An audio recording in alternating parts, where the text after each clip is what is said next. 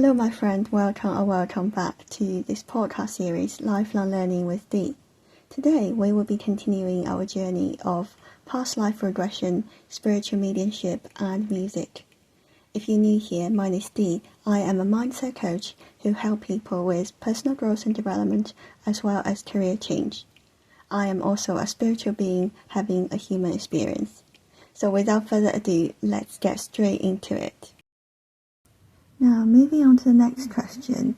As a spiritual medium yourself, do you think that it has helped you as a past life regression therapist? Okay. Well, the one thing that's really important to remember is that when you're doing mediumship, the point of mediumship is to bring through evidence that the soul lives beyond that lifetime. The soul never dies, and our loved ones are still around us. So if you start tapping into somebody's past life, yes, it's possible to do it, but you can't prove it to them. You can't prove to them. They may have an inkling and a feeling that actually I get that because I'm always eating that kind of food, or I behave in a certain way, or I'm really drawn to a certain era in history. But it's very similar with the Angelic Reiki. So within Angelic Reiki, as I already said, there's an element called multidimensional healing. So sometimes, even before I remembered that, because I learned Angelic Reiki about 10 years before I started practicing it, it was attuned into me, but then I forgot about it. But when I started healing and I was doing spiritual healing, I could sometimes see people's past lives to the extent that when we got to the end of a certain bit of a healing session, I would see maybe a mask on somebody, and I would see as if I was lifting the mask off them. So if what we just healed in this lifetime related to an Egyptian past life, then I may have a vision of me lifting an Egyptian mask off them. And now that was coming in because of the Angelic Reiki, or maybe the natural ability within me, within the mediumship as well, to do that.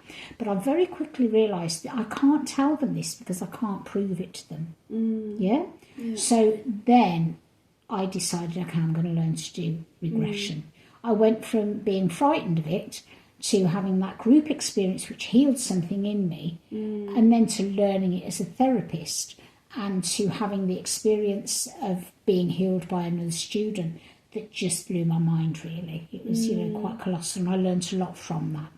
And so the mediumship, it can help with the journey, but you don't do mediumship within a therapy session with past life regression because it's a very different vibration that you're working on. Mediumship is about me getting out of the way and letting spirit channel through me to bring what the client needs. Whereas past life regression is guiding the client to go to a space themselves, to find out for themselves and experience it for themselves. They're in no doubt whatsoever. So mediumship, I will bring evidence forward that leaves them in no doubt whatsoever that a certain person who has passed from the earth plane, who's now in spirit, who has now ended their physical life, that they're around. Yeah, so there's a big difference. Thank you for that. So you mentioned earlier about Angelic Reiki and multidimensional healing. For those who don't know much about it, could you please tell us a bit more?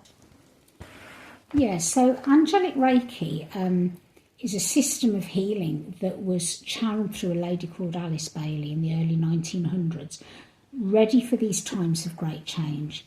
So it was brought forward by Archangel Metatron, and I believe that the many people around the world who teach it are doing so because they promise to help at times of great change. We're going through great ascension now. And so it was channeled a long time ago, and to start with there were only a few people doing it. And now there are more and more people. It's getting very popular because there's so many people who have signed up to help the rest of humanity get to where they need to get to. Now, the main difference between Angelic Reiki and traditional Reiki is that the Reiki symbols in traditional Reiki are attuned into you in Angelic Reiki. And one of the other big differences is that we're reaching a much higher vibration. I spoke about the chakras of the higher vibrational dimensions. Okay, so we've been living in a third dimensional vibration, and as we're ascending, our light bodies are rising up to reach where these chakras need to be reinstalled. So many people now are either in or going through fourth dimension into fifth dimension, and they will go to sixth, seventh, eighth, ninth. 10th dimension is the last physical human living dimension. And when we're in the 11th vibrational dimension, that's when we've passed to spirit. And then there are layers beyond that of ascended masters who you learn to channel through the Angelic Reiki. And you also will, well, you get out of the way and you let the archangels come through. And you also, by the time you do the masters and the Metatron methods higher up, you work on a very higher dimensional, vibrational level of healing. So within the course, within the first course, it's Angelic Reiki 1 and 2. And by the time you've completed that, you're a practitioner. And really, same with everything, the real learning comes then from going out there and practicing the therapy. Yeah, that's interesting. And would you say, like, once you've done the course, it's level 1 and 2, your own frequency will be uplifted? Yeah, so I believe that everybody's going there and we'll all have different ways of tapping into that, but this is one of the ways, okay? So people who are ascending will develop in different ways because the world is like that. It'd be no good for us all to be good at the same thing.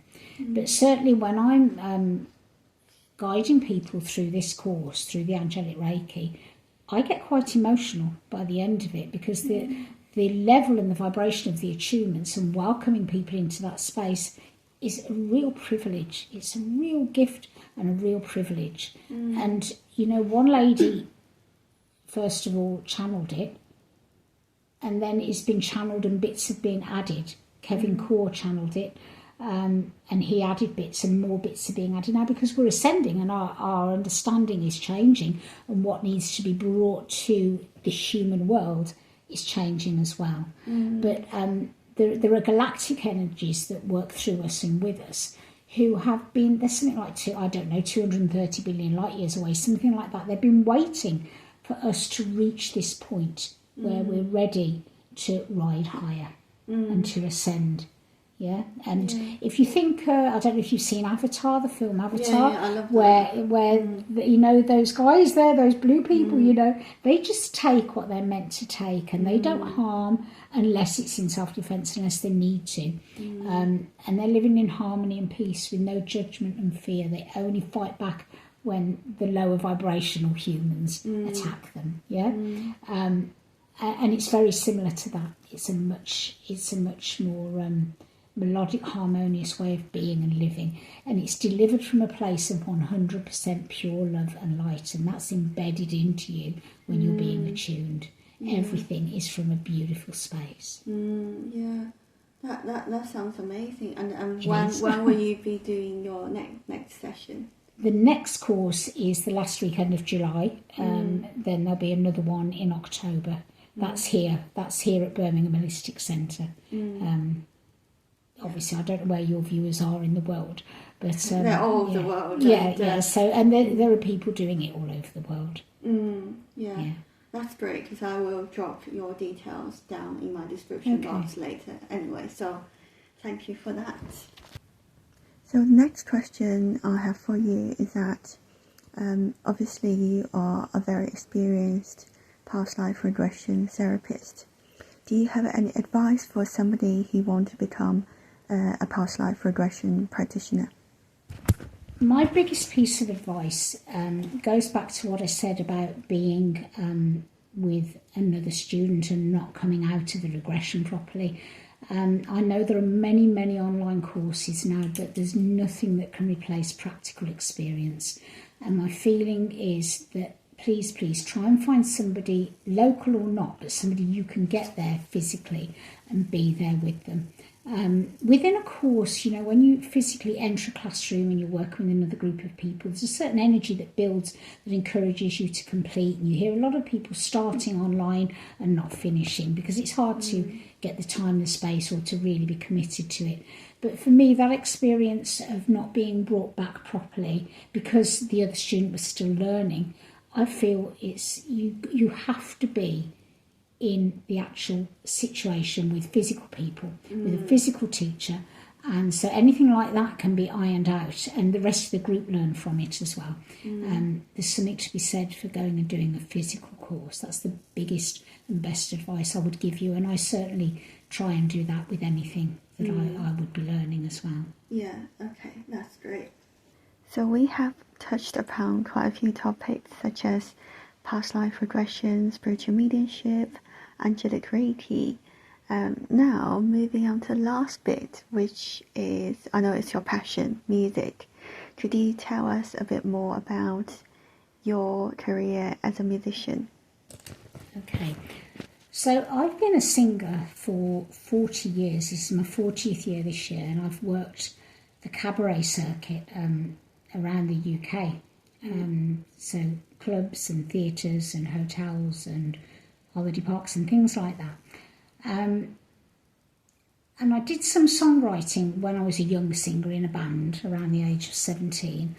And I realised 30 years later, when I wondered why I wasn't still songwriting, I realised 30 years later that there'd been some very subtle criticism when I was 17. It stopped me, and it was only a face that somebody pulled when I played them something I'd written. And there were quite a few things that I started to realise, actually, all these things happened when I was 17, and it stopped me. And then, interestingly, when I got into a much better position in my life where I had more happiness, so it's probably about 8 or 9 years ago, the songs just started to come again. They just started to come. I'd wake up in the morning and there'd be a song there, and Spirit would literally knock something over. The one song, Morning Angel, they kept knocking a sign over that I'd made with Morning Angel written on it, and it was on the side of the bed. And it kept on falling over, and after the third day I just picked it up and I said, okay, what do you want? What is it you're trying to tell me? And the song came through in literally minutes. And so I ended up recording an album over a 3-year period. I started in the early part of 2020, and it finally came out, I think it was October 2023. And that songwriting is very different to what I did when I was 17. But all of the stories in every song are based on something that's actually happened to me spiritually, or based on that love and the light, or people around me who I have a strong connection with. And there are 11 songs, and I would say it's my debut album. I'm just starting to work on the second one now. That album, the title track, the final track is called Earth Angel, and that's the title of the album as well. So it's Earth Angel by Deborah Morris. So, I became aware of the healing elements of my gigging, where I was doing cover versions, and I still do that. I became aware of it as I was ascending more rapidly spiritually, and I started to feel that I couldn't be in the healing, the energy of the venues when I was doing my healing work as well. I couldn't do that. And I had a couple of years where I pulled back and didn't gig as much. I was still gigging, but not doing as much. And then I just got to a point one day where I just wasn't myself, and I thought, what is it I need? I need to perform. And when I got back out there, it was a very different experience. I sort of manifested, I put an affirmation out that I work in venues that are right for my spiritual path. It didn't mean I didn't go to some venues that may normally have drained me, but I became so guided by spirit in the gigs. And I was made aware of why I was looking at a certain person, or my hand movements. So from doing the Angelic Reiki, that tapped into the creative energies within me on a higher level, a higher vibrational level. And it also brought forward a thing called light language. Now, I didn't know what that was when I first started channeling it, but it's language of another cosmos that I speak, and it comes through in healing sessions. And so did the vocal toning, which brings my voice in, the vocal work. So then I became aware that some of the movements I've done with certain songs on stage are also light language, and I've been doing them since I was a kid, not knowing that I was healing. And for example, when you see somebody hit a big note at the end of a concert, and they throw their arms out to the side and their palms are facing the whole auditorium, they're sending light from their hands. By the end of a gig, the euphoria is so high that the light is beaming out and everybody's in a good space. And so you're locking something into them that helps them feel amazing. So it became really important for me. And I can remember at the point where I said, okay, I've got to go and do more gigging again, I was getting ready to go out for a gig. And with me and with a lot of mediums, sometimes you see spirit will meld themselves into the shape of something that looks like them so that you can see that they're there. And I can remember looking at just facing a door at home, just stripped wood door. And the grains and the knots in the wood started to look like the feet of Jesus Christ on the crucifix. And I thought, okay, why are you here? Because he's one of the ascending masters, so he's relevant within the Angelic Reiki. And this was, a long time ago, before I was teaching Angelic Reiki. And I became aware, I just felt this energy making me aware that he was going to be with me while I was gigging. And I was like, no, that's not happening, because when I speak and spirit channel through me, it affects my throat chakra, so my voice can go quite hoarse. And I thought, that's not happening while I'm singing.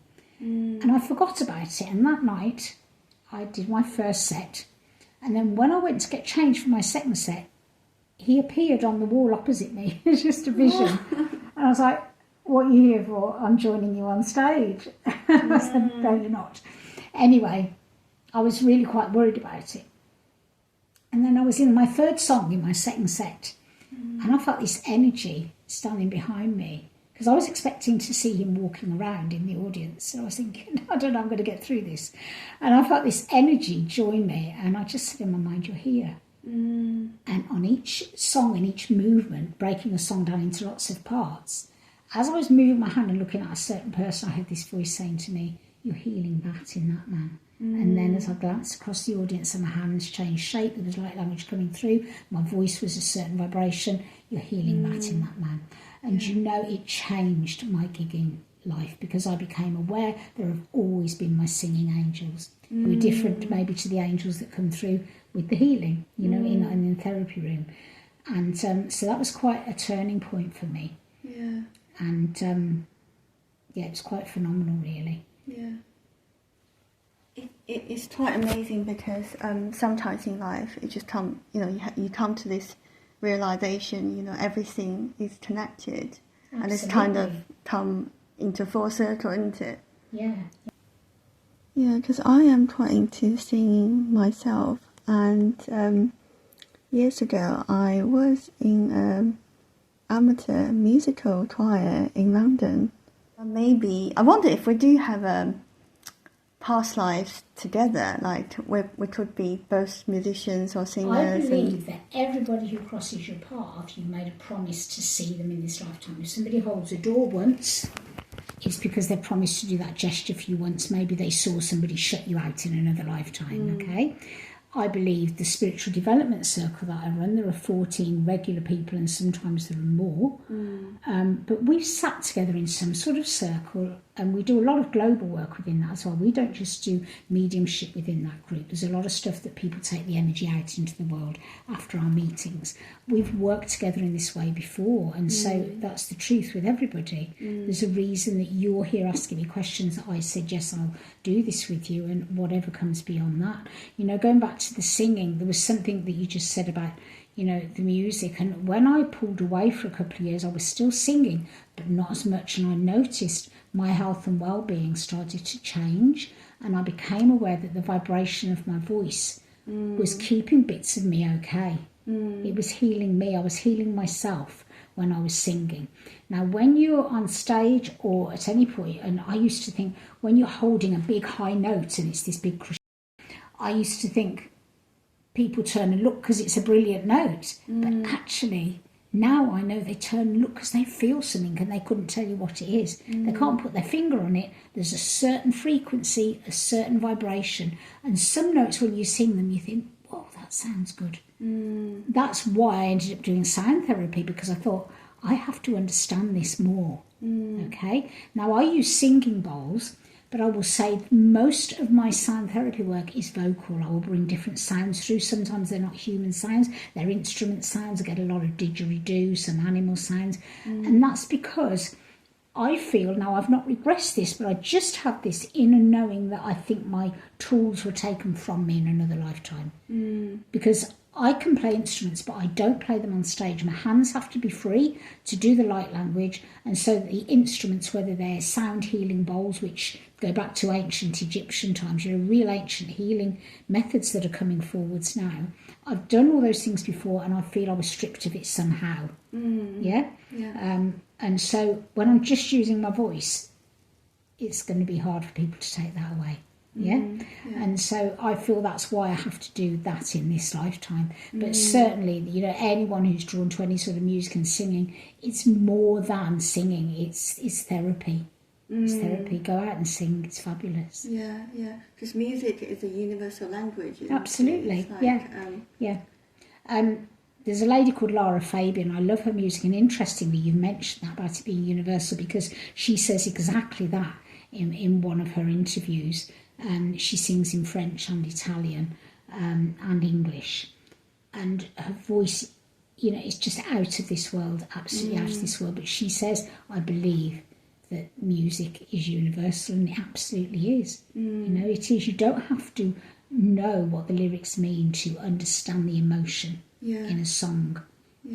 And you can guarantee, just like with my songwriting, if one person gets that story in that song, it's because they needed to hear that. And so they've been drawn to that song. Same with a painter, you'll be drawn to a certain painting because you feel how that painter felt at the moment he captured that image. It's energy. Exactly. It's the law of attraction. It has to be this way. It's just mind-blowing. That's why I love what I do, because I never know who's going to come through the door, what's going to happen each day. Just absolutely beyond anything you could explain or describe. You can't invent it. And it's that kind of like frequency, energy, like you said, that brings people together. Yes, absolutely. Thank you for sharing that. And I can really feel the energy in this room and the passion in you. And if people want to get in touch with you, where can they find you? Okay, so it's all on the one website. If you go to earthangel.co.uk, there are pages for the regression, for the Angelic Reiki. There's a page called Earth Angel Music, where any releases or YouTube videos are posted there. And there are also links for downloading the music, so you can download the album on iTunes, on Amazon. There are many places. There are lots of platforms. Some of the singles are on Spotify. The album isn't on Spotify, but you certainly can download it from the links that are on the website. And I would just say, just enjoy whatever you're drawn to, whatever draws you and calls to you is part of what you have to experience, whether it's because you're going to do that or it reminds you what you know, so you're going to move forwards in your journey. And I know everybody has different music taste, and I listen to your music and I really love it. It's so calm. It just feels like what you said is coming through you, isn't it? It's a very strange thing, because the music that I perform on the cabaret circuit is very different to anything I write. It's so strange because the writing, they're songs that just come through. They just come through quickly, and I sing them into the phone. So on that album, there's one song is half reggae and half swing. Then there's one, Blue Angel, is completely meditational, about a blue angel that came to me and helped me in a time of, an accident, and it was quite amazing, and this song came through. And then there's a song called 200,000 Miles of Love, and the song just happened. And then I realised that every verse is about one of my experiences with angels or with spirit. They're all separate events, but I didn't plan it like that. The song just came through, and then I thought, wow, this is a story, And so there's many different styles on there. There's one that's verging on folk and Celtic and country, and there's certainly new things coming in the next album as well. Whereas live on stage, I suppose in a lot of the venues I do, I have to appeal to a lot of different tastes. So there's a lot of different genres that I cover, and I will do some very spiritual stuff and melodic stuff, very harmonious stuff, sort of Eva Cassidy and Katie Melua type music. But I also do the big bassy songs. I toured the theatres with the Shirley Bassey story, and so because people wanted me to do that, people said, "Can you do the bassy? Can you do bassy?" I just love it. I just think, wow. who's to say do this or don't do this? Exactly. And the thing is, we're here in this earth school to experience life, to just enjoy our journey, isn't it? So make the most of it. It's like I love arts. I used to do. I do need to do a bit more paintings and drawings, and I will definitely pick up my thing again. Yeah. Good. Wow. So thanks for sharing all your experience. I really enjoyed the conversation today. So is there anything else you'd like to share before we wrap up? I think the main thing for everybody, whether you're looking at becoming a therapist, or you want to be on the receiving end of the therapy, or you're just listening out of interest, is to trust. Absolutely everything is happening because it's meant to be happening. The people you meet, things that fall over to get your attention, to make you realise what you were just thinking or asking yourself, or to delay you getting somewhere. So have faith. As a therapist, you can't help everybody. The ones that are meant to come to you, and if they're meant to go to somebody else further down the road, they will go to them. You've already written this journey and this path, and I feel just if you're in that positive mindset and you just ask for the right energies to work with you that come to you in all areas of your life, and just be gentle with yourselves. Be gentle with yourself and love yourself enough to say no sometimes, because it's not negative. No, when it's not right, and yes, give me more. Thank you, God, give me more. That gratitude and that loving what you do. I can promise you, none of us will have promised to do something that we don't absolutely love.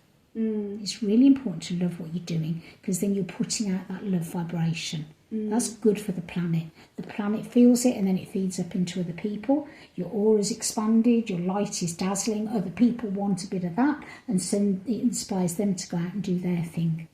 That's really important, to love what you do. I love that, because we come to this earth to experience, and we're here to co-create, to connect with each other. And the older I get, I feel like the deep and meaningful connections are much more important for me. And I think, like what you said, people come and go, and they're all for good reasons. Some people come into your life to teach you a lesson. Some people were in your life because of karmic reasons. And at the end of the day, we're here to make the connection, inspire each other, and raise the frequency of this planet. Yes, but it's really, really important for everyone to know and remember that it's always a two-way deal. That is something that I am very passionate about.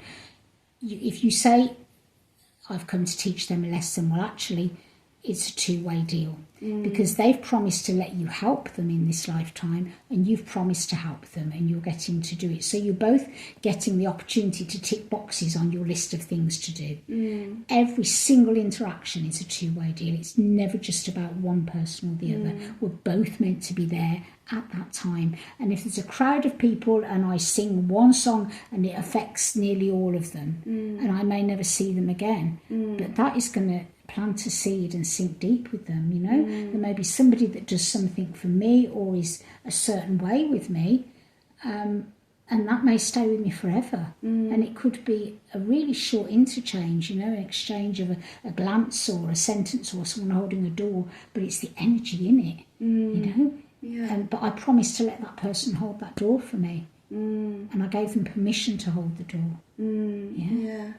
And that really matters. That it's always a two-way deal. So thank you so much for today, for your time, for your energy, and I'll speak to you soon. Bye for now. I've really enjoyed it. Thank you for having me. Thank you, dear. Thank you. Bye. Okay, bye-bye. So that has brought us to the end of this episode. Thank you so much for listening or watching. I hope that you enjoyed it and it may resonate with you in some way. If you have any comment or feedback, I'd love to hear from you. So have a lovely, lovely weekend, and I will speak to you in my next one. Bye for now.